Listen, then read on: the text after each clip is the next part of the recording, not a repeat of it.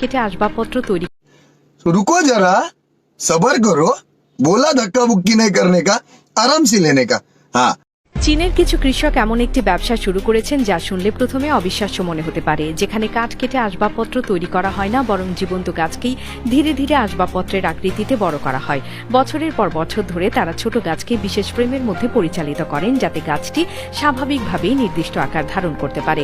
প্রক্রিয়াটি শুরু হয় একেবারে তরুণ গাছ দিয়ে। কৃষকেরা গাছের ডালপালাগুলোকে সাবধানে বিশেষ কাঠামোর চারপাশে বাঁকিয়ে দেন। এরপর প্রকৃতি নিজের কাজ করতে থাকে। সময়ের সঙ্গে সঙ্গে ডালগুলো বড় হয়, মোটা হয় এবং একে অপরের সঙ্গে স্বাভাবিকভাবে জোড়া লেগে যায়। ধীরে ধীরে পুরো গাছটি একটি চেয়ারের আকৃতি নিতে শুরু করে।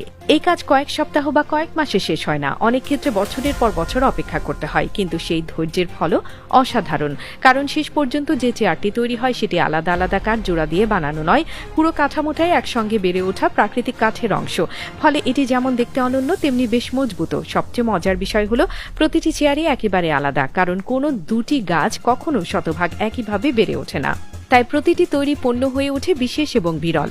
এই কারণেই এমন চেয়ারের বাজার মূল্য অনেক বেশি। মানুষ এটিকে শুধু আসবাবপত্র হিসেবে নয়, বরং প্রকৃতি আর কারিগরির অসাধারণ মিশ্রণ হিসেবে দেখে।